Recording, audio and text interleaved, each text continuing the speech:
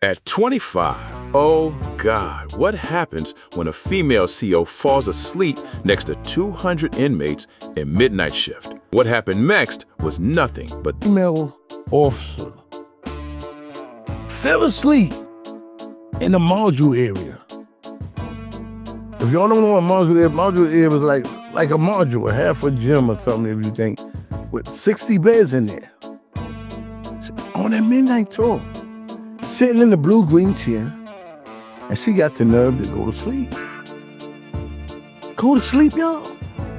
A female? I got to take my hat off to this, y'all. I got to take my hat off to you. Because y'all know I like to visualize. I like y'all to take y'all where I was at. So I'm about to take y'all where I was at. I'm going to take y'all where I was at. This is what happened. Remember, a female fell asleep, right? Female fell asleep. Picture all y'all. Now what you think happened when the female fell asleep, y'all? Huh? Tell me. These guys haven't had a woman in I don't know how many months. Every time they stand up to go to the bathroom, Pinocchio was sticking out their underwear. Like 60 Pinocchios walking around, out their drawers.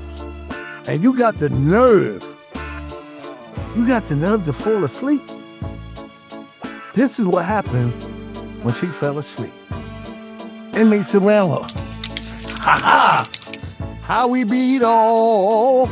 It looked like this when we walked in there. Oh, and it's all over your face. 1, 2, ah! Ah! Ah! They was all over her face. Yo. I can't help it, yo. The inmates were singing, and it's all over your face. They already knew they was in trouble. They knew they was in trouble already.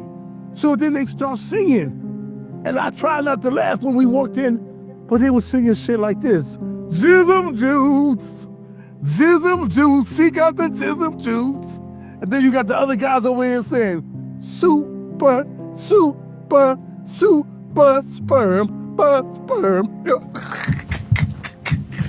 So what did they do to the inmates? What happened? I'm gonna tell you what happened. We came down. I can't help it, God, please. We came.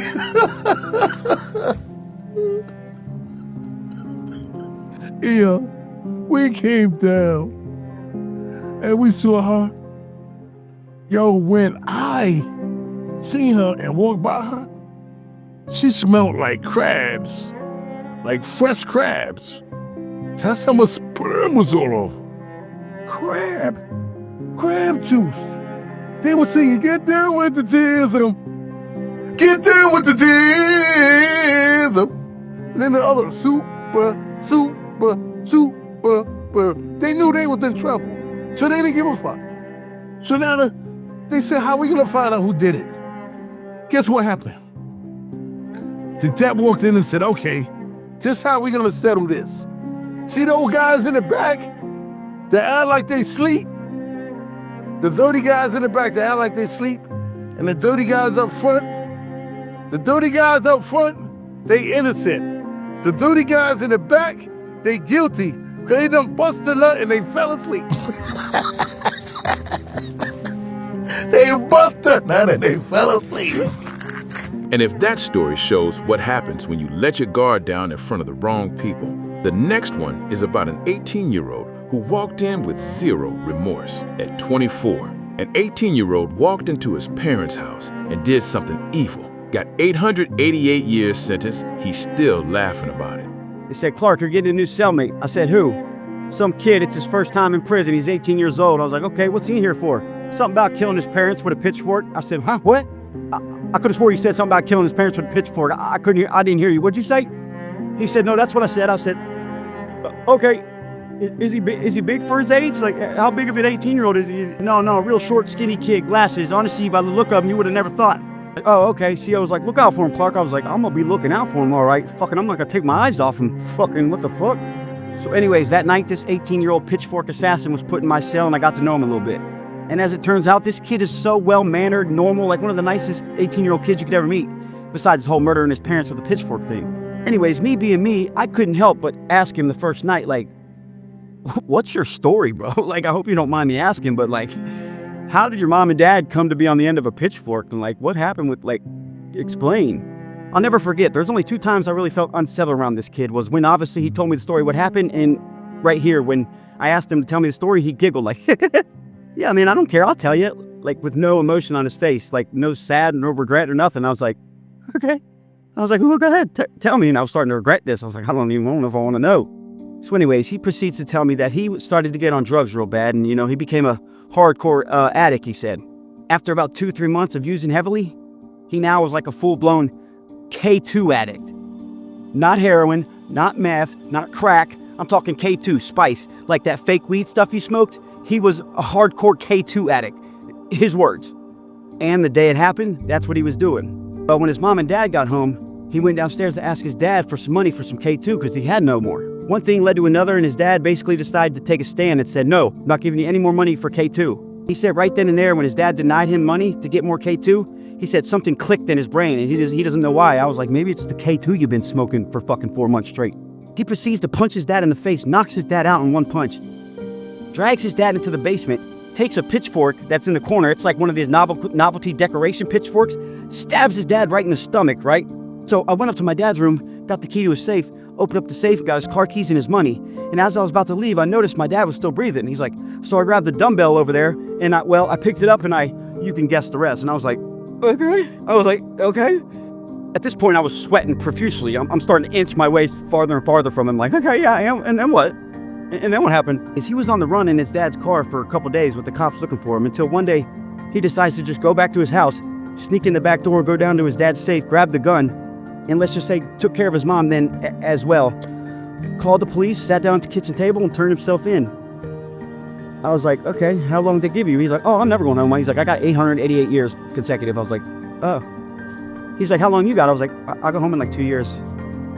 Hopefully. I was like, you need anything, just ask me. And my box is your box. If you need a soup, just, bro, you can have it. Mi casa, su casa, bro, you know what I mean? And if no remorse is scary, the next one is about an inmate who felt so much guilt he couldn't live with himself anymore. At 23, a sexual predator next to him took his own life with a 6-foot sheet.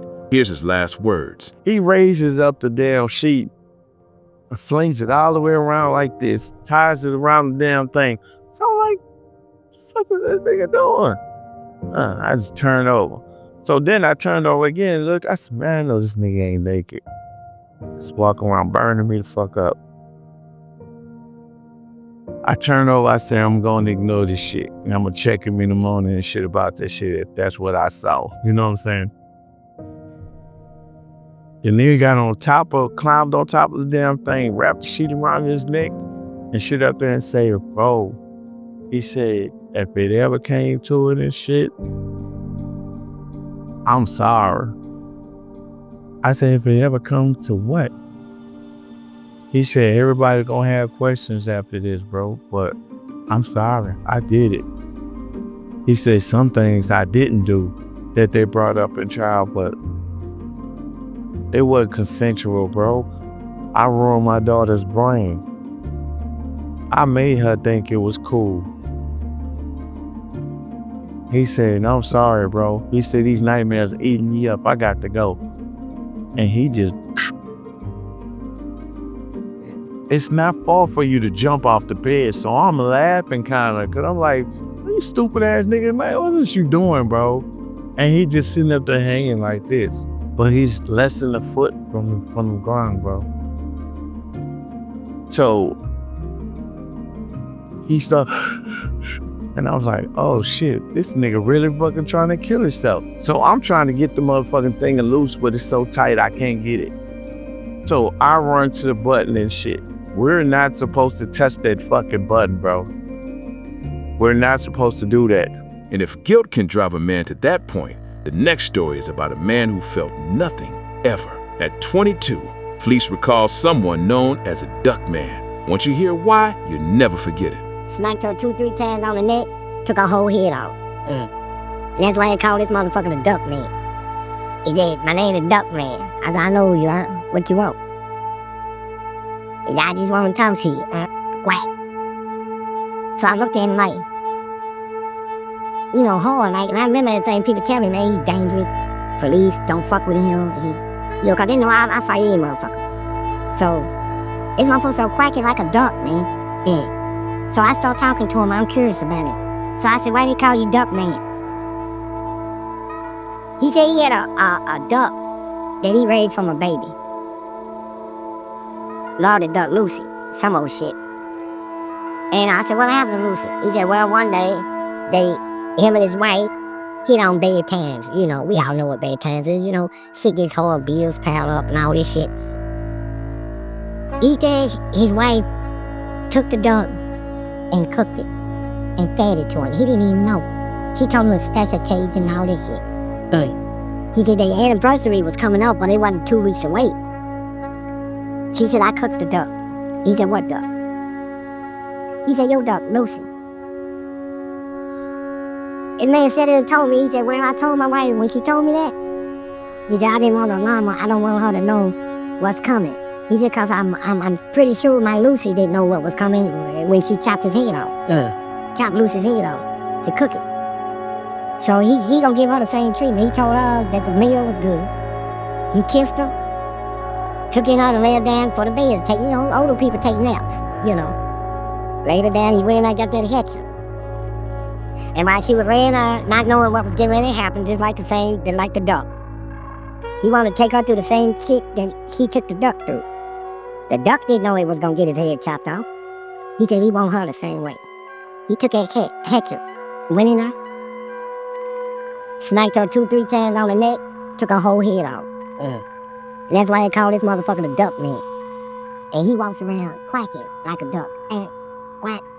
And if that story shows how far gone some of these men really are, the next one proves that prison will put you in a cage with anyone. I mean anyone. At 21, imagine being locked up and being celled with a famous rapist. Here's the story. As long as I went to prison, they put me in a cell with the Gillum Park rapists. I had them 20 years. They put me in a cell with a person that's never going home. Multiple life sentences. He the one that raped and killed them women, Gillum Park. And while they was dead, he did what he did to them. And so that was my first celling. And so I had to whoop him. I had to whoop him right then and there. Because me coming to your cell, you're thinking, it took me later on to understand this mindset. But me coming to his cell, this is not a cell. This is his house. It's not no cell. It's my house. See these pictures? It's pictures of my family. You see this TV? This is my TV. You see this? I got this shit like this. This is my house. I get on my hands and knees and clean this. Right? And then here I come. And I don't know nothing about jail. And if that story shows what your first cell can look like, the next one shows what decades inside that cell would turn a man into. At 20, Monkey Man got 73 years and punked his cellmate to have a good time. Got HIV, regrets instantly. Me and this inmate, we got tight. They call him Monkey Man. Because he looked like a monkey, Monkey Man. But Monkey Man wasn't no joke. Because Monkey Man killed a couple of people, and he was on trial. And like I said, me and him became real cool. Monkey Man, back in the day, I had my big rope chain on. Monkey Man had a Cuban link on. Some people that watching this episode, they don't know who I'm talking about. Monkey Man went to court. I come back and see, where Monkey Man? They said, he in the cell. He got sentenced today. I said, what they gave him, man? They gave him 73 years. 73 years. I go to his cell. He got his head over the cover. Yo, Monk, man, sorry to hear. I hear you, man. I'll be all right, man. I just need time to think. I walk away. Years later, he done went up north. But meanwhile, I'm still keeping tabs from other inmates, seeing how he's making up north. Come to find out, they put Monkey Man in a double bunk. And if y'all don't know what double bunk is, that's him with another inmate. He used to be an inmate by himself, but they got him in a double bunk now. And I'm like, word, they said, yeah, man, he up there double bunk. I said, you know, that double bunk ain't no good. It play tricks on your mind, especially when you got 73 years. Next thing I know, they like I tell you, I'm keeping tabs. They say, yo, your man done jumped to the other side. What you mean jump to the other side? He monkey jumping. What you mean monkey jumping? Monkey jumping. He made a monkey jump out to his cellmate. I'm like, get out of here, man. No, he didn't, man. Yeah, he did, man. Who said, yo, I was on a visit. I was on a visit. Shout out to my brother born son. He was on a visit with his wife. Monkey jumped on a visit with his lady. And he told him. He told his lady, baby, I don't want you to come see me no more. You don't have to come see me no more.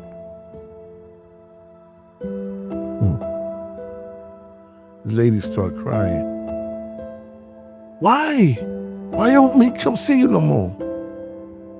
Baby, I done married my cellmate, baby. That's my new lady right there. So you have no need to come up here and visit me no more. This will be your last visit. And he got up and walked off the floor. Years later, I found out that he caught HIV. And he wound up passing away. And if that story shows what time does to a man's mind, the next one shows what happens when the quietest man in the pod finally reaches his At 29, the quietest kid in the pod finally had enough, grabbed a pencil, and then... But every time he would go to the bathroom, there were two guys that would fucking just pummel the shit out of him. Like anytime he got around them and out of sight of the man, they would just pummel the shit out of this kid. And, you know, he had had enough. He was there for some minor charge, just like I originated on, some minor charge, and getting his ass beat on a regular basis. Fortunately, these savages decided not to take his ass, you know what I mean? Probably because of the repercussions that would have occurred by other inmates if they had. But him getting his ass beat, that was just form of entertainment, you know what I mean? TV wasn't playing that day. And so I'm up late at night, fucking going through my court papers, fucking figuring out how I'm gonna beat my case.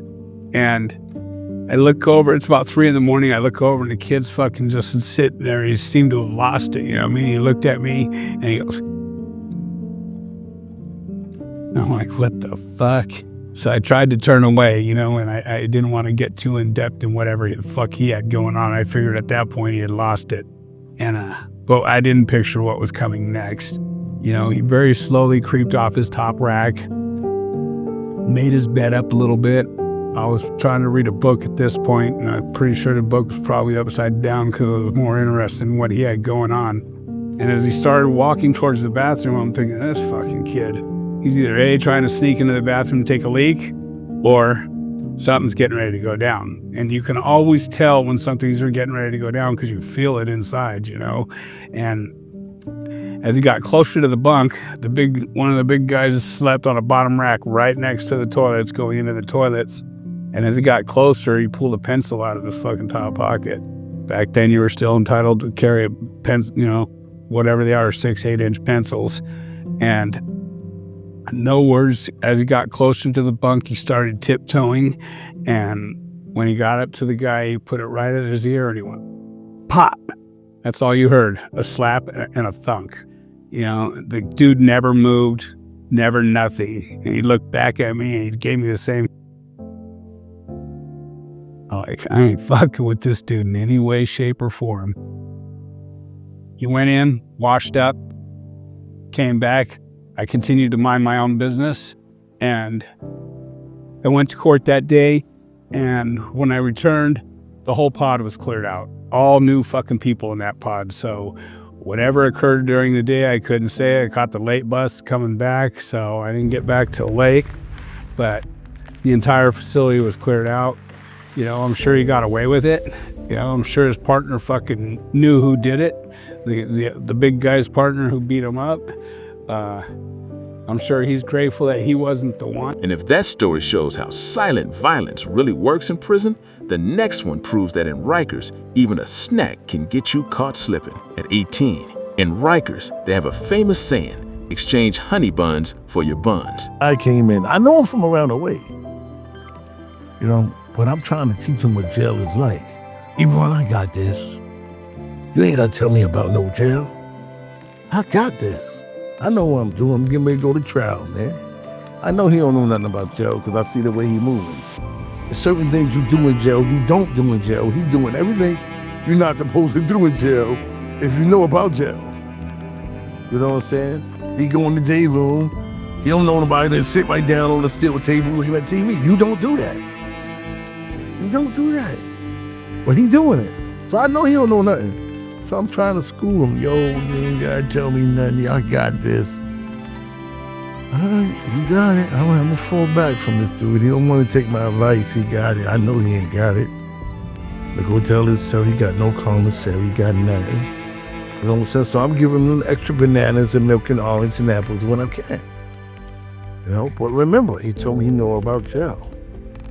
So now I walk by his cell, and what do I see? He's eating honey buns. He's eating honey buns. He's like this. He's like this. He's like this. I'm watching. He opening it. Oh God, honey bun. Ooh. Oh God, shit. Good. Oh man. And I said, yo, where you get that honey bun from, son? Huh? Where you get the honey bun? Yo, your man gave it to me. My man. Hey, where you boys? Yo. If you know about jail, you don't take no honey bun from somebody you don't know. So my man come behind me, yo, what's up? You gave him a honey bun? Yeah. I said, you know, yo son, you know what come with your honey bun, right? What you mean, E? What come? You gave me honey bun? I gave him honey bun. My man come across my shoulder, He said, what you talking about? You ain't asked for nothing. You owe for that honey bun. What you mean I owe for the honey bun? You know I ain't got no commissary. I'm giving him a trial. I ain't got nothing to give. I said, yes you do. He said, what I got to give? He said, later tonight, yo, buns for buns, nigga. Buns for buns. Your buns are mine later. You know what I'm saying? I walked out the cell. He said, yo, Igor, yo, see? Oh, now it's see, he calling for help now. Yo, I was crying. I went back to the cell. I told him, you told me you know about jail, but yet you eat the next man honey bun. You know how I go, yo, Igor, don't let them violate me. I'm sorry. I said, okay, I'm not gonna let them violate you, but you told me you know the jailhouse rules, and you don't. So stop lying to me. Okay, I didn't eat it all. Give it back to him. Bro said give it back to him. Never take that honey bun. No one take that honey bun. And if they leave it on the pillow, nothing. Don't take nothing from no one. Nothing. And if that story shows how fast one mistake cost you everything, the next one is something Freak Johnson says he has never been able to shake. At 17, Fleece Johnson watched a man walk out of another man with his arms resting on his booty. The reason will shock you to death. All that comb and shit. Well, he can hear that shit twitching in his ass cheek. He went to sleep on this man's bed, freak motherfucker's bed. And most of them freak motherfuckers, man, they packing anywhere between 10 and 13, 14-inch dicks.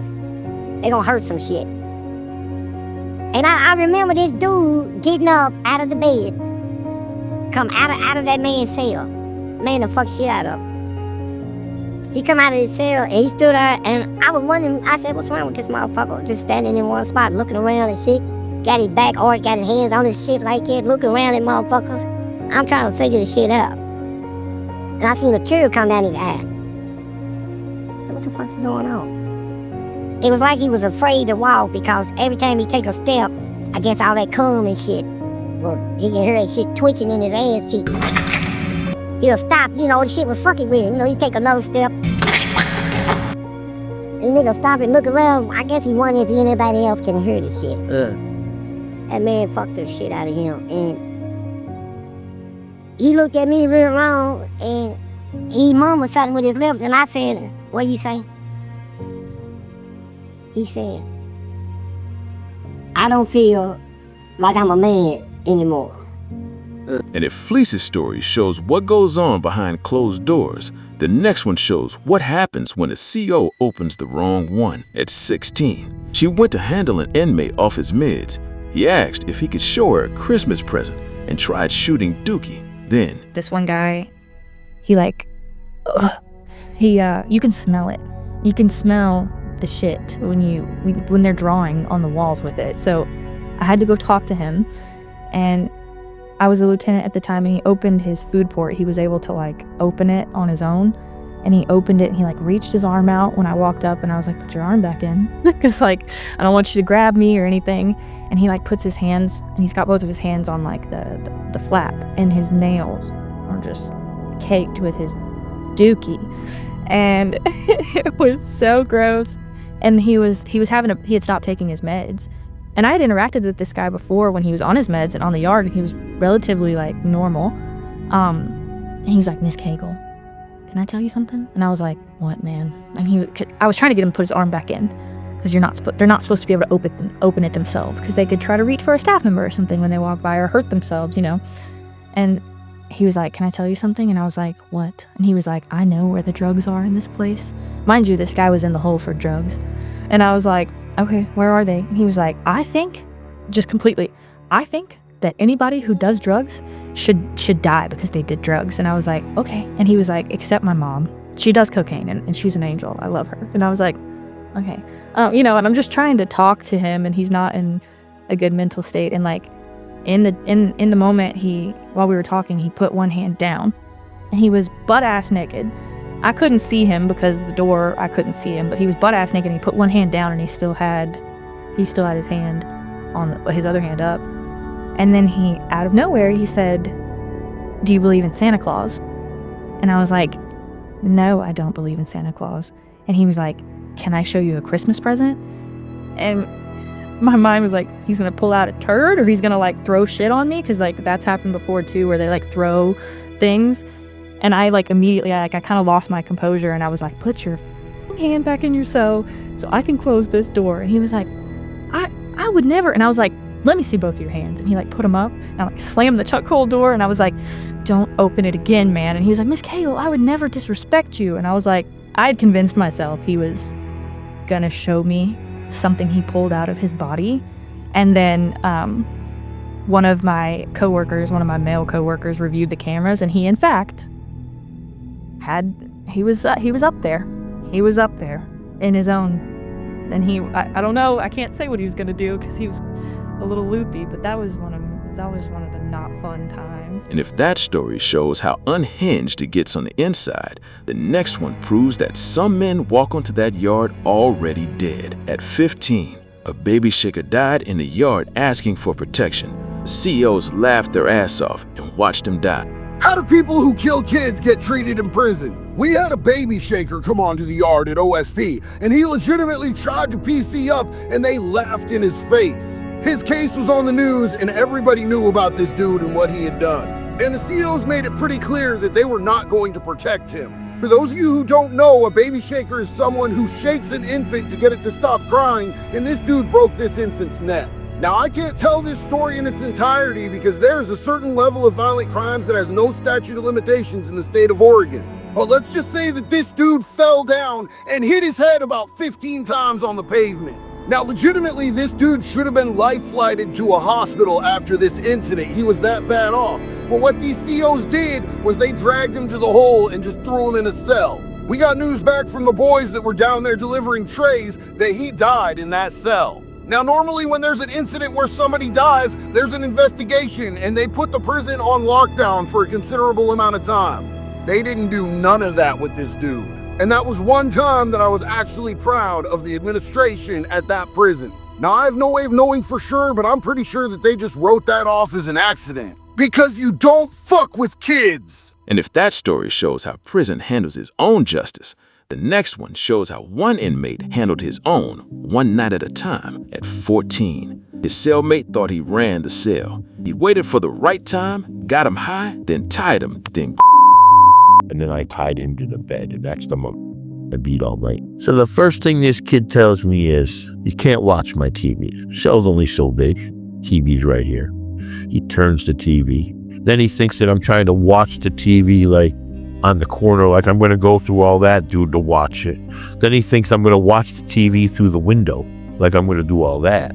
So finally he gets to the point where he bullies me. He wanted me to face the wall. Like his bunk is here. He wanted me to turn and face the wall whenever he was in the cell and just sit there cross-legged and face the wall. I couldn't make no noises in cell, and I was scared. I didn't know what to do, but he used to like my MHU medication.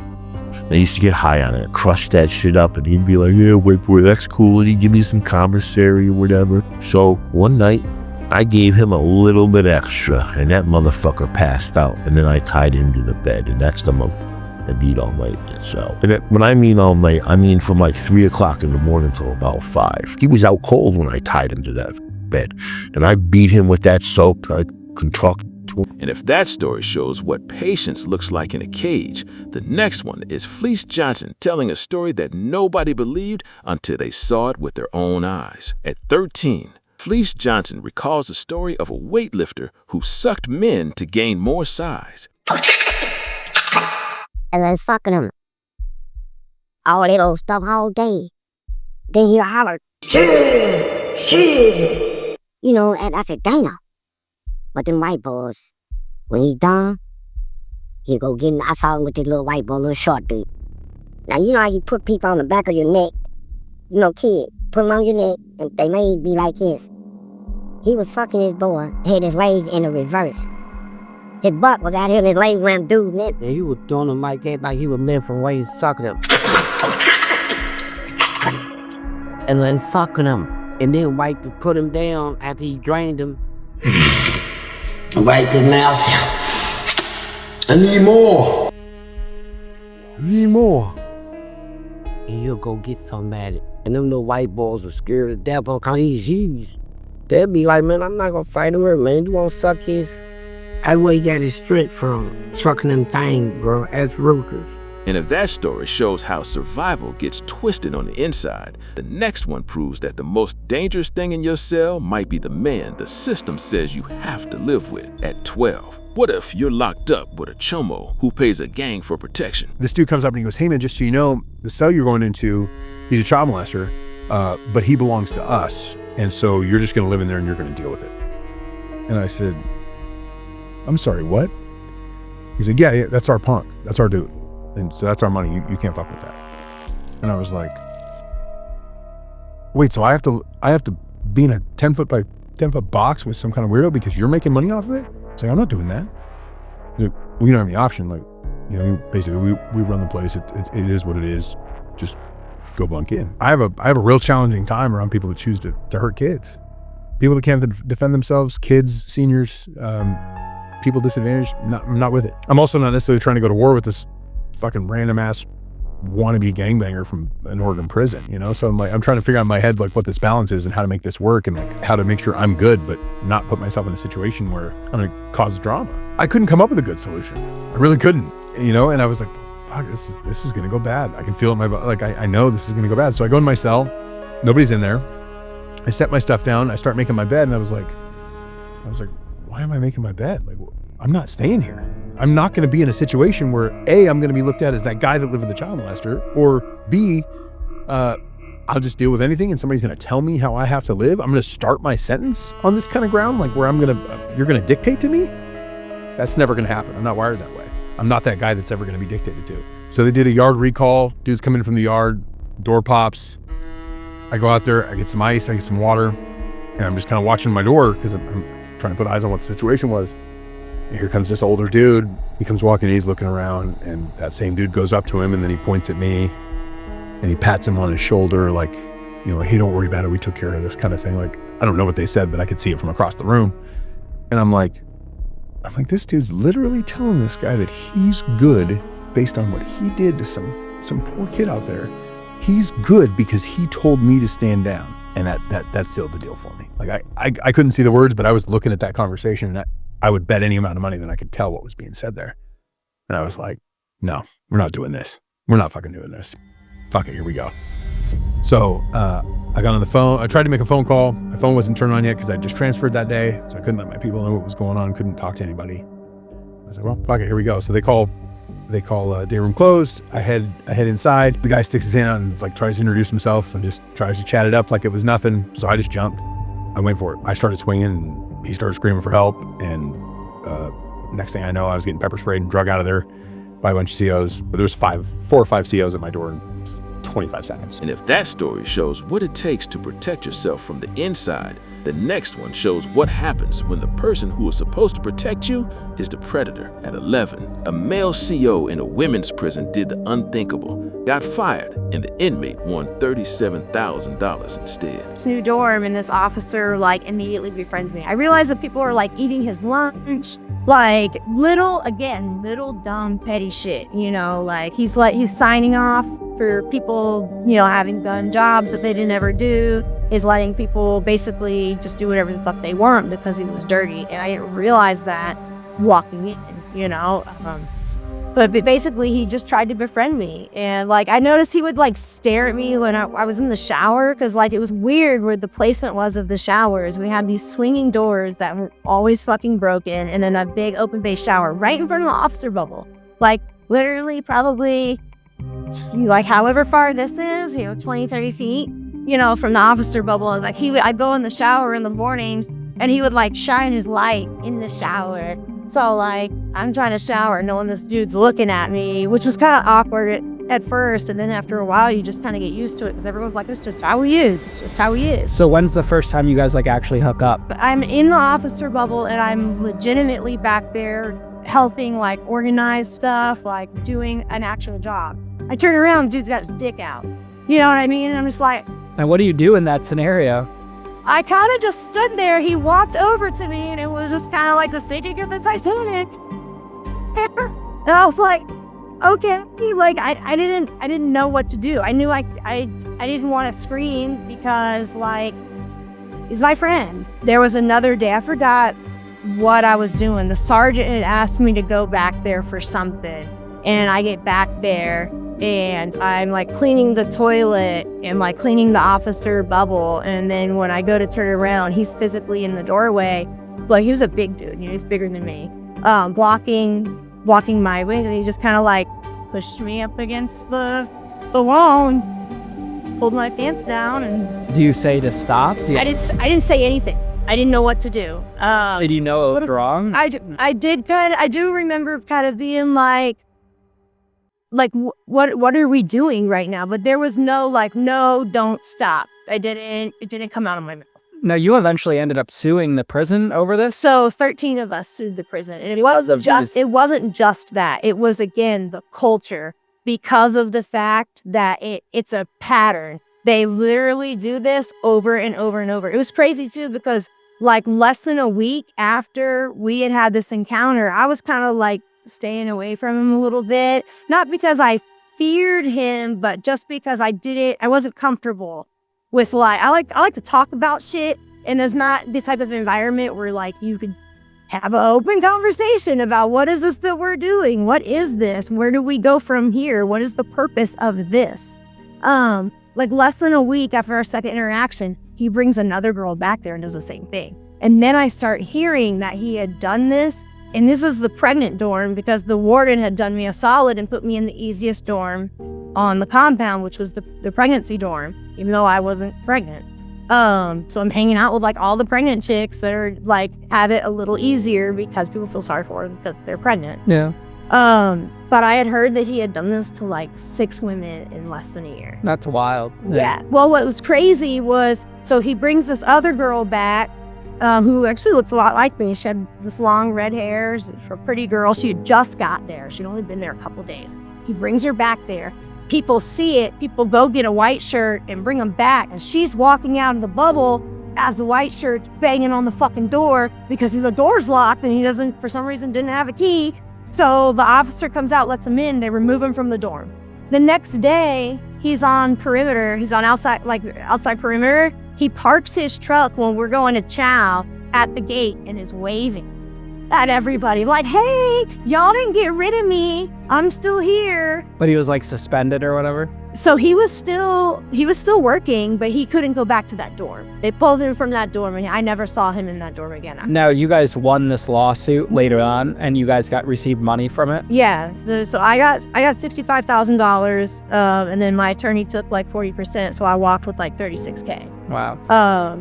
And it was proven that what these officers did to you guys in prison? Yeah, and again, there was 13 of us. Were any of them criminally charged? No. Okay. I have a friend that went home pregnant from an officer. And if that story shows how the system fails the people inside it, the next one proves that sometimes 1 minute of your life is enough to take all of it. At 10, OG said 1 minute got him 100 years, and then said something that broke me. I had this one old cat. My cell, I was in the cell by myself, and he just came from the hole. He was arguing with a guard, old school. He come into my cell, all he had was a box and a typewriter. And all he used to do was law work, and he used to do these crossword puzzles all the time on the top bunk. And one day, I walked in the cell from the yard, and he was like, how many minutes, youngin'? How many minutes was it? I ain't paying no attention. He was doing life. But you'll never think he was doing life because he was just a solid OG, just mind his business. And I said, minutes? I'm at the sink washing my hands. I just coming from the yard. He said, how many minutes, man? I said, I give you probably like 3, 4. I said, minutes for what? I don't know what the fuck. It's an OG. I don't know what he talking about, but it's coming off deep. He said, how many minutes did it take? You know what I mean? For you to get your residency here. I said, what you mean, man? Fucking residency. He said, how many minutes did you take to earn this to stay? You stay. Fuck is you talking about? Minutes. So he said, you got your law? See, I got my law work. I'm like, damn. He said, let me show you something. So I go. He said, where your case? I show him my case. He said, okay. You see these two? He said, this the police report, and this the police report. He took both of my police reports, and he said, okay. You robbed the joint at this time? They say you was in there for that long? Or you robbed this joint for this time? They say you was in there that long. He said, that's like, each of them was like 2.5. Altogether, that's like 5 minutes, man. He said, 5 minutes got you 20 years in prison? He said, 5 minutes. He said, 5 minutes. He said, man, and that's long. He said, that's a long time. He said, if you would have shot somebody, it'd have been like 1 minute. You probably could have lost your life for 1 minute, because he said, mine ain't take that long. You see what I'm saying? He said, I stabbed the motherfucker, man. It wasn't even no, I don't know how long it was. It wasn't no minute. So I stabbed the motherfucker a couple of times. He checked out. It wasn't even no minute, but 5 minutes. So I said, damn, he jumped back on the bed, kept doing his crossword puzzles. And it fucked me up for a while, because I'm like, damn, I gave my life for 5 minutes. And I'm saying it to say to y'all, like, you'll be sitting up in the cell for the rest of your life about one move that lasted a minute. It only take 1 minute to shoot a gun. Steve. I'm take 1 minute. So I'm sitting there, I did 20 years in the joint for 5 minutes. 5 minutes is some bullshit. To change your whole life forever. And if that story shows what time really means behind those walls, the next one shows a man does with that time when he has completely lost it. At 9, his cellie loved men, watched men jerk off, and what he did to seduce men was nothing but shocking. He used to like to watch me jerk off, so I jerk off for him. It's just me and this sexual predator, one of the worst sexual predators in the state of Connecticut at that time. And his nickname was Chill Will. I was in this area, and again, no cameras, there's no other inmates. It's 2 cells, and then there's like a cage that they would lock it in. And they would let one inmate out for his little time, and you'd be right in front of the cell. And then you'd be like a little shower over there. But he wasn't like he wanted to suck your dick.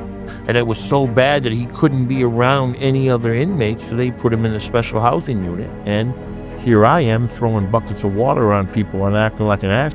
I get locked up back there. I know he'd be like peeking at me or something. If I ever caught him peeking, I'd be like, hey, what the f you doing? And then he'd come out butt naked and stand in front of my cell and open his butt cheeks, and he would be like, hey, you want to fuck me? I'd be like, no, I don't want to fuck you, man. Let me watch you jerk off. Right, jerk off. He used to like to watch me jerk off, so I jerked off for him. And he never bothered, never tried, never went further than that. And if that story shows the lengths men will go to for peace in a cell, the next one shows what a CO does when peace is no longer an option. At 8, CO says an inmate threw piss on me, so he said fuck it and went toe-to-toe, blow for blow. I'll never understand why inmates throw pee or poop on guards. Like, it was one time somebody threw piss on me. I come in, I was a sergeant, I'm coming, I'm doing my rounds. The girl, I walk into the unit, the girl's, she's handing out ice. So naturally the flaps are gonna be open because she's giving out ice. So I see, it's like the 4th cell down, he got his flap open, there's a cup on the flap. So I'm looking, I'm like, okay, I see her giving out ice. So I'm like, oh, she's giving out ice. So I come in, I'm signing the sheets. I get right close to his cell and I see him peek out, grab the cup and just throw it. The piss hit me right in my face, came down all over me. I'm like, I'm gonna beat the shit out this dude. So I run up to the central station and I take my shirt off, I throw it in a bag. And I was like, yo, when I go back down there, I'm not gonna call it on the radio because I don't want nobody to know that I want you to open this guy's cell. Because you could only call to open cells at certain times because it was a lockdown prison, you know what I'm saying? 23 and 1. So if I'm calling to open the cell at 10, 11 o'clock at night, they're gonna be like, what's he doing down there? And then my supervisor's gonna call me like, yo, you good? Like, what's going on? Why you opening the cell? So I was like, I'm just gonna go down there, I'm gonna wave to you and open cell number, whatever, 13, 14. She was like, all right. I was a sergeant, she ain't gonna tell me no. So I went down there. As I was coming towards the cell, one of the CERT dudes come in the back door. And he's walking down, he's like, yo, Sarge, what's up? I said, I'm gonna beat this dude's ass. He was like, what happened? Where's your shirt? He started laughing because he knew. I'm like, yo, he threw piss on me. I'm gonna beat his ass. Like, I don't give a fuck. So he was like, fuck it, let's do it. But I told him, I said, let me go in first. Like, let me get my rocks off. Cause he threw piss on me, not you. So he was like, all right, go ahead. So I waved, she opened the cell, I ran in there. And me and this dude started like hand to hand, blow for blow. I literally thought I was about to get my ass whooped because he wouldn't fall. And I'm talking about we blow for blow, boom, boom, face shots, nothing but face shots, connecting. Now you hear it smacking. And for like, when you fighting, it might seem like 5 minutes, but it'd be like a minute and a half. I started getting tired. I was like, oh, he's about to whoop my ass. So I just, reached down, scooped him up, slammed him on the bed, and then the CERT dude came in and grabbed him, and we handcuffed him. Took him to the hospital but as we walking, I was like, yo, why did you throw piss on me? I don't even know you. Like, we never had no interaction. Why'd you throw piss on me? He was like, you were the first one to come in the room. So it makes, you know what I'm saying? It makes no sense why some people do what they do. And if that story shows what happens when his CO snaps, the next one proves that the most dangerous inmate in the dorm was hiding in plain sight the whole time. At 7, the quietest inmate in the dorm was singing all day, seducing all day. But seducing who? Well, he was attracting. And then when I go into my area, I hear this inmate singing. I can't hear what he said, but he's singing. So I walk down the chair. I'm closer, he's singing. Woke up this morning, bought myself a gun, and it was in your eye. I'm like, now this guy never sing. This guy, everybody always picked on this guy. Every time I come in, his head is under the cover. Quiet guy. But today I come in and he's singing. Woke up this morning, bought myself a gun, and anger in your eye. That's a soprano song if y'all don't know. And I'm like, yo, something fishy about this dude. So I keep on taking my count. Then I get to my house gang. I say, yo, what's up with homeboy, man? He up singing. Yo, E-Bone, we got something to tell you. I'm like, yo, what's going on? He got something. What you mean he got something? Yo, somebody came in last night. He had a visitor last night. They let him in here. And you know we're not supposed to have visitors, but they let him in here. He went to his cell. And ever since that dude went to his cell, and the guy that was walking away said, you got that? He said, yeah, I got that. He got something, bro. He said, because ever since last night, he been singing. You know? Woke up this morning, bought myself, So I said, okay, this is Ebron. We know he got something. I said, okay, don't worry, I'm gonna take care of it. So I wait, I go to his cell. He looking out that window. Woke up this morning, bought myself a gun, and a handle in your eye. I said, yo, son, yo, you been around? Hey, Ebron, what's up, man? He all happy and feeling strong. Hey, what's going on, man? I said, yo, crack 6L for me. No, hey, crack 6L. My crack 6L. Yo, E, what's up? What's up with you, man? You all right? Yeah, I'm good, E. You good? I heard you had a visitor last night. Oh, yeah, well, no, my man, he just came to see me and said, did he give you anything, anything I didn't need to know about? Nah, hey, man, got nothing, got some apples and bananas. That's it, that's all I got. I said, all right, all right, you be all right. I walk out, but meanwhile, I'm looking around his cell, I'm like, okay. So, go up front. I call for a special search. Special search. On his cell. For your cat. On a special search on his kid's cell, all right? Say, all right, we be there.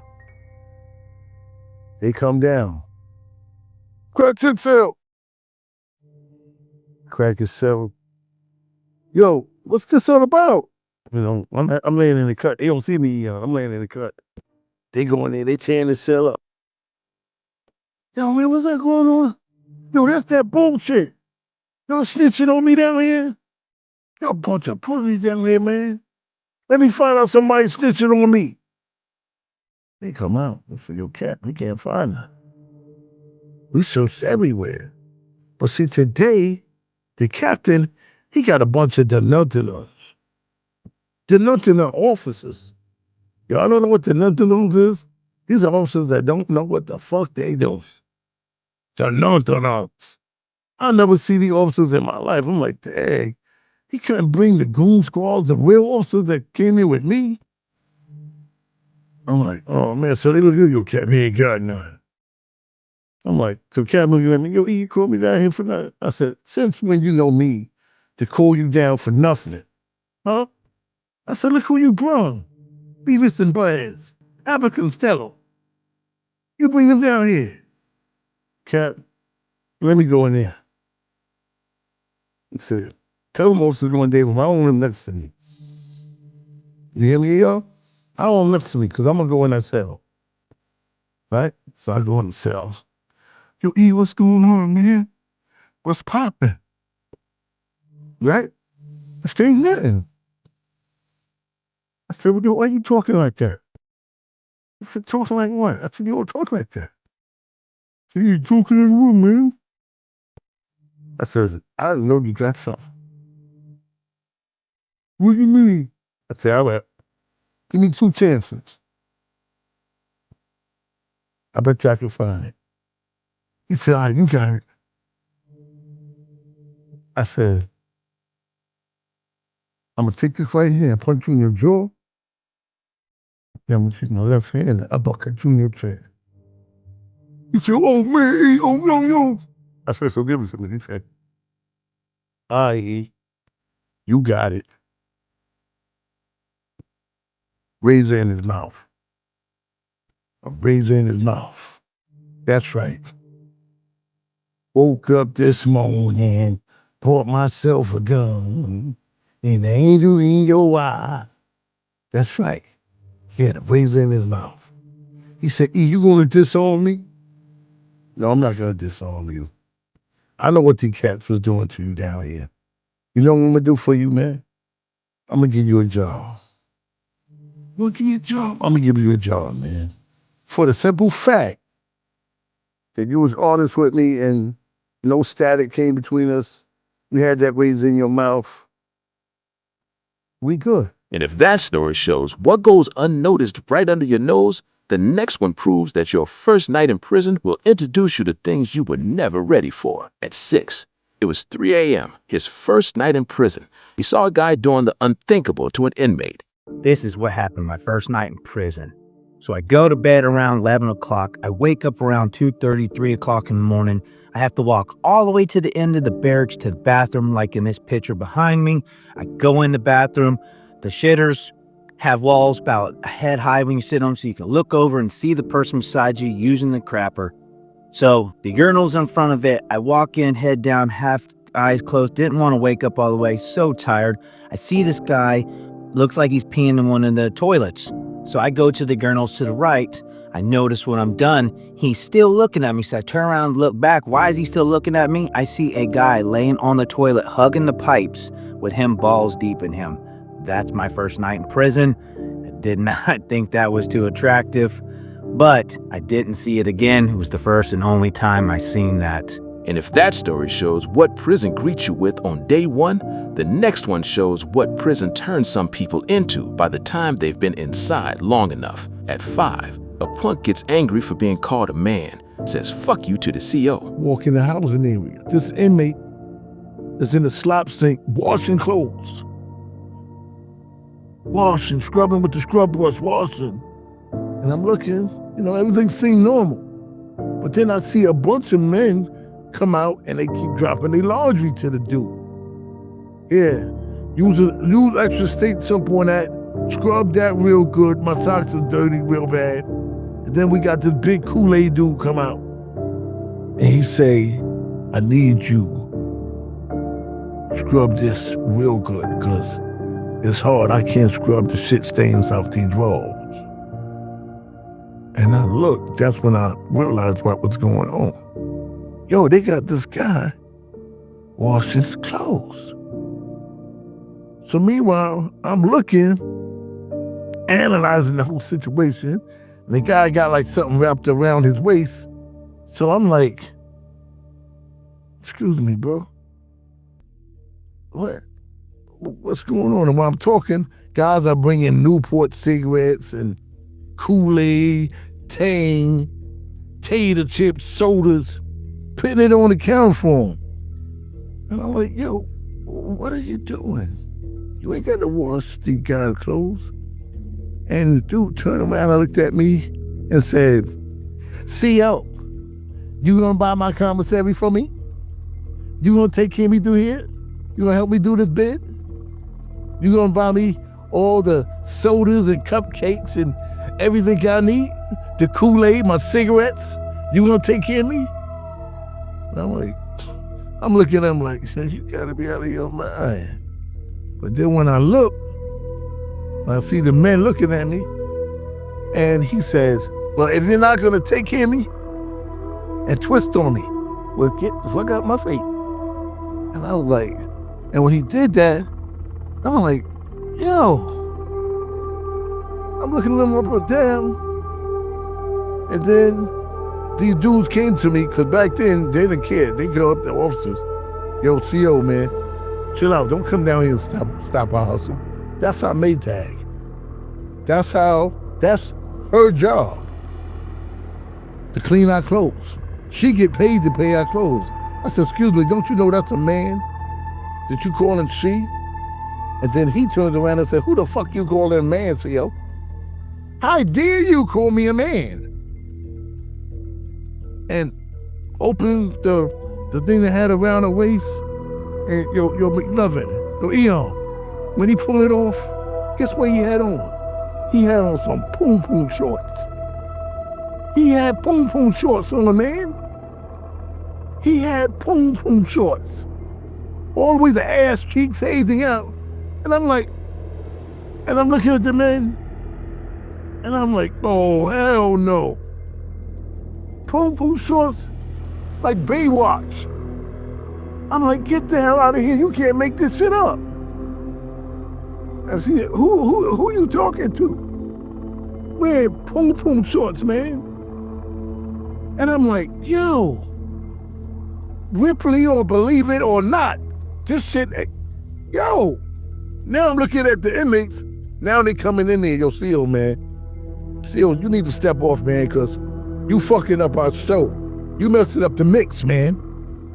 This is how it is. And if that story proves how identity gets rewritten inside those walls, the next one proves that Pennsylvania does not care who they put you in a cell with at all. At 4, imagine being celled with a man who ate both of his grandparents. Yes, both. When you go to prison in Pennsylvania, these motherfuckers don't give a fuck how small your time is. They don't give a fuck how small your time is. They will put you wherever the fuck they got space. You know what I'm talking about? These motherfuckers put me in a cell with a white boy that had ate both his grandparents. Both his grandparents. And I'm not talking about one, I'm talking about both his fucking grandparents. And they was the only people that gave a fuck about little Andy. When his mother and father was on methamphetamine and they dropped him off, you know, the grandparents, they raised this motherfucker well. He got older, chopped him in half in little pieces and ate both of these motherfuckers, murdered them and ate his grandparents. And they put me in the cell with this motherfucker. Now I'm gonna tell you something. Now I don't know how it works in other prisons that I haven't been to, but in Pennsylvania, motherfucker, if they don't know who you are, they will go through your box. Your box is some shit that you got, your shit, your paperwork, your commissary. So this motherfucker, I'm in the cell with the dude. Now, he didn't have no facial hair. Now, if you ain't got no facial hair, a lot of times, people, we would just assume automatically you may be, you know, a child molester. You know what I'm saying? So, as soon as this nigga left out the cell, I checked his box. I went through his shit. Look, you motherfuckers will read your paperwork, find out what the fuck you up here for. You know what I mean? Because you're going to have to go, you're going to check out of this cell. So I go through the nigga paperwork, and I find out what the motherfucker did, right? And I'm not even going to front. I was scared than a motherfucker. I was scared as shit. Like, this motherfucker, I remember being in the cell with this dude. And I'm staying up all night. I'm on the top bunk. And I'm scared as fuck, afraid that he might get hungry in the middle of the night. You know what I mean? And if that story shows the most twisted celly imaginable, the next one proves that not all prison horror comes from the dangerous ones. Sometimes it comes from the funny ones. At 3, inmates sometimes prank each other. I mean, it's fun, but sometimes those pranks involve a shit sandwich actually. Guys used to come to jail and they be hungry. They would eat anything, son. I mean, they used to give out bread and butter and they be seeing like they never had a meal in their life. But then you got these kids that always want to play practical jokes on somebody. Hurry up, eat this sandwich. You know you're not supposed to have it and you're invited to it. Hurry up and eat before the seal comes. Maybe stuff it down. And then realize you're not biting into no peanut butter. You just bit into your worst nightmare. A sandwich. If you don't know, please try to smell it. You go like this. See, he tried to put milk all in his mouth, spitting it out, trying to brush his tongue off. I don't care what you do. That shit is stuck in your mouth. And if that story shows what boredom looks like behind bars, the next one proves that one teenager figured out how to turn predators into ATMs. At 2, at 18 years old, he was catfishing predators. How he got caught was nothing but funny. I personally was setting up these grown men who thought they're talking to 14-year-old girls online. And they weren't. They were talking to me, but they didn't know that, right? And some of the guys who would tell them the girl was 14, some they would tell the girl was 19. I just wanted leverage for extortion, right? I wanted leverage. I wanted to know, this guy's going to pay me, right? This guy's going to pay me my money. And all I have, and I would justify it to myself, right? I would justify it to myself and say, this guy's a pedophile. Fuck do I care? He's a pedophile, right? Looking back at it, that was the wrong way to think because I'm not a police officer, right? I hate pedophiles, don't get me wrong. But I am nobody to enforce the law. I mean, I did not go to police academy. I don't have a badge. I'm nobody to enforce the law. But at the time, that was a way that I justified that because it was quick money. It was quick. Think about it. Chomo pulls up.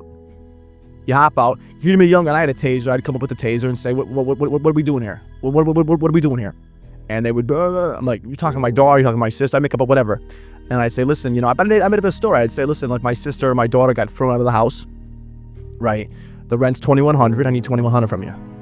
We take them to the bank, all right, yep, $300, great, beautiful. And they come back the next day, give me more. That's how I did it. I ended up getting caught, And I'm not gonna say how many I did. I mean, I did 2, right? And that's what I got charged with, the 2 I did. But again, like I said, at the end of the day, I got fucked. Wait, why would they come back? Well, because they were scared. I was going to tell their wife. I was going to come to their house and hurt them. So you got their ID or something? Oh, I took pictures of their ID. I took pictures of their bank cards. I did what I had to do to instill fear in them. All right. So what site are you using to set this up on? So there was a few of them. There was OkCupid, Plenty of Fish were the main ones. We use that in prison. Really? POF, yeah. Yeah, I didn't do. Damn POF. All right. So walk us through the beginning on a site. Give us an example with a site and how you'd set this whole thing up. All right. So what I would do is I'd find a picture of a young girl online. I'd look up 12-year-old blonde girl. Okay. Or I'd go to someone that I know is Instagram that's blonde or attractive or brown hair, what I was looking for, right? But that's under the age of 14. Take a picture, post it on the account, and it was that easy. Because a lot of these guys like to hear that the girl's 14. That's what turns them on. That's what turns a lot of these sickos on, right? That the girl's 14. And like, at the time I was 18, but now I'm 21. And it's like, to think about going out with a 14-year-old or even a 16-year-old as a 21-year-old man, it's kind of weird. Like, but some people get off to that, which is concerning to me. Now, these guys that are messaging, do they look the same in person as they do in their profile picture? Like, are they using their actual identity? Oh, they have no shame, yeah. So say it's like Brian so-and-so, they're putting up a picture of himself and he's using the same name when he meets you. Some of them did, yeah. Well, someone would put the same picture, but not different name. Now, do you message them first when you guys match or they message you? Either or. And what do you say when you message them first? What do you do? Want to have a good time? What do you want to do tonight? You want to have a good time? Right? Shit like that. And these guys would come up and be like, oh, yeah, absolutely. How old are you? 14. Oh, perfect. I'm not going to say what they would say. It's very vulgar, but let's just say then when they heard the age, they were on their way. How long are you guys messaging back and forth? Instantly. So you match on a Tuesday at 2 o'clock. When are you going to 4 o'clock, they'll be there. And you know what they look like, but they don't know what you look like. Or they're looking for a picture. So where would you guys meet? What's a meeting spot? Well, I'll tell you how I got arrested, because I only did 2 of these for legal reasons. But the point is, so there was a street across the street from my house called Maplewood Drive.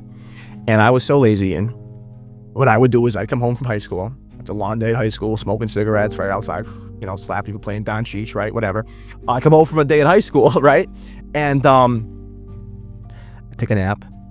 I'd get up, I'd look at my phone. Oh, okay. I'd roll a call. I'd walk across the street, my pajamas and bathrobe, my taser. I'd say, "What's the jig? What are we doing here? Right? What are we doing here? You know what you're here to do? You know what you're here to do?" I would ask them, and they'd be like, at first they would try to lie, but when they see a taser, there's no lying.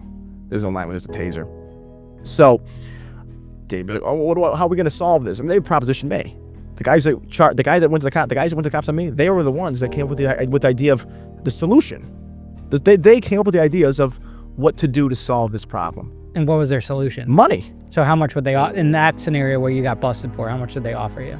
I think it was like $2,100 I think I was going to get. And then I gave me $300. They came back. Well, the police came back with him the next day. Wait, but don't you tell the police that this guy's a predator waiting to meet up with like a young girl? Well, the police didn't care in this situation because it's not a young girl. I thought the same thing, right? Who in the right mind would go to the police? And are you doing this with anyone or just... No, but just by myself. So these grown men, they're intimidated by you, like you're a kid. I was a little nut. Like I said, I lost all my impulse control. Right? Me nowadays would say, what the hell are you doing? I would never do something like that nowadays because I have impulse control now, right? But before, I was just a maniac. I was like, when I seen the guy pull up, I get happy. I'd be jonesing, right? Like I'm gonna get some money. It didn't last very long, obviously, but So tell us about the arrest. Is it like a bunch of cops or? this gives me the PTSD. This is where the PTSD comes in. So I think it's like a Wednesday, and it's like kind of cold. It's like January 17th, I believe. And I'm gonna meet this guy. I'm excited, right? Yeah, okay, I'm gonna make some money. I look across where I usually meet these people, and I see 2 cars sitting across the street. And I'm like, that's weird. Maybe they're trying to jump me. But if I'm thinking to myself, I don't give a fuck. I'm gonna go get that money, and I'm gonna run off. Like, there's no jumping. I'm gonna get that money and run off. Because again, I didn't have impulse control. I was thinking about the home run, right? I wanted a home run. So I changed location, the street next to me, Blacksmith Road at the time. So I walk through the woods, and I come out, and I see the car pulling down the street, the guy's car. I text him, you passed me. I went back around, I see somebody hop out of the car with a gun and start chasing me. Now I don't know it's the police at this point. I have no clue it's the police. So I'm trying to break into this guy's house. I'm not gonna run home and get, my family killed, right? I know it's the police. But then when I seen some cop cars coming, because they were coming down the street, I'm like, gave him a hip toss, right? Hip toss, wow, judo throw. But then I'm like, oh fuck, the chase is on, right? So they're renting me. Finally, I just fall on the ground. And they jump on me. They beat the shit out of me, kicked me in the head, punched me in the back of the neck, put my face in the ground, fucking mushed my face all up, fucking slapped me, called me names, all this stuff. And I was like, what the fuck just happened? Because I did not know what it was for. That's the problem. That's how crazy I was. Because it's like, I didn't think that was illegal.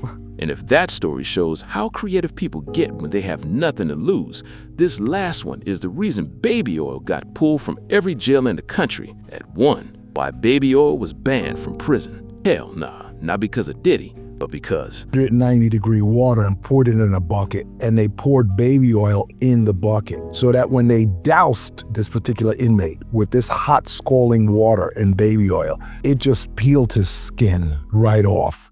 Put a hop on the wish list. Is that all you wish for Christmas? Nah, little bitch. I want to switch to brand new blick. Finna see what this bitch do. I ain't kicking shit like the jitsu. With a dog and bitch like shih tzu. I'm finna go ape shit like Big Zoo. I'm trying to beat up cheese like Big New say. Pull her side of that Hindu say. Kicking shit on the new Luke Kane. Fucking my slide the new Mustang. Big swerve, whole new lane. Hey, I got the joint for a clip. I got some shit for a snitch trying to bomb his lips. Knock out his arms and hips. 762 out the top doing enormous flips. Don't do it for him, it's here. We do not fuck with the rats, we don't want in here. Anything you gotta say about it. We don't fuck with the ops, you gonna spray body. Little bro caught him a body, he lay body. And he don't do no telling, he stay silent. Yeah, hey. And he don't do no telling, he stay silent. Put a hop on the wish list. That all you wish for Christmas? Nah, little bitch, I want to switch to brand new blick. Finna see what this bitch do. I ain't kicking shit like the jitsu. With a dog and bitch like shih tzu. I'm finna go ape shit like Big Zoo. I'm trying to beat up cheese like Big New say. After this verse, we gonna have to TikTok it. Instagram just won't let E-Man pop it. I dropped this verse on my pad, they gonna block it. I got more bar than the plug on the Zan. One's in my hand, them ain't nothing but oxys. I have a big collar E-Man her oxygen, and I bet no one can beat me in boxing. I swing 5, don't try to block it. E-Man don't back down for no game. I get my hands on the shank, feel like I can out the whole chain game. We're gonna get out robbing banks, bitch. First day on mine, I got cocaine. Don't make me go buy a tank, nigga. Just get that bitch in my whole name, yeah. Give a fuck about rank.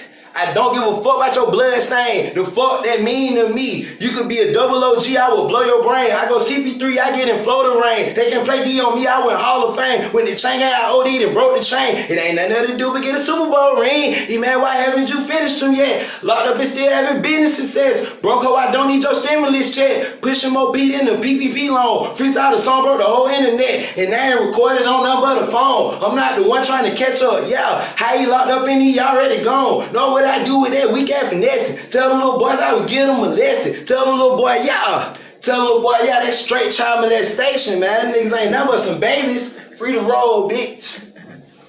Run off in the plan on taking this shit. These good dope niggas be having this shit. Cook with them homie, I turn the mission. That little shit freaky, she all on my dick. 100 round jumping, I end the clip. And these niggas be sweet, you know we gon' deal. Good guy, nigga, I ain't rollin' no split. Good guy, nigga, I ain't rollin' no split. We put in nothing but chop it to lip. And I'm sipping it, partner, you can't take a sip. I'm fuck on your bitch, she loving my drip. I got bad up in lenses, I walk like a pimp. I get that pack, you know I got flip. 18 nigga, I rock my tongue. I'm big up at tuck get kid. If a nigga play sweet, then that get flip. My gunner told me, keep the wrist on the boy. To be out like a body, you know I gon' fall. Try to play me how to slap up your nose. I'ma keep it 100, break down my bro. All of my niggas gon' bust a fall. We fucking these bitches while throwing the phone. I got that lights, you know shit, bro. Trippin' out winning the season, it cold. Right now, put the plug on, I'm taking this shit. They get dope, nigga, me ain't having this shit. Cook with them homie, I turn the mission. That little shit freaky, she all on my dick. 100 round jumping, I end the clip. And these niggas be sweet, you know I gon' do.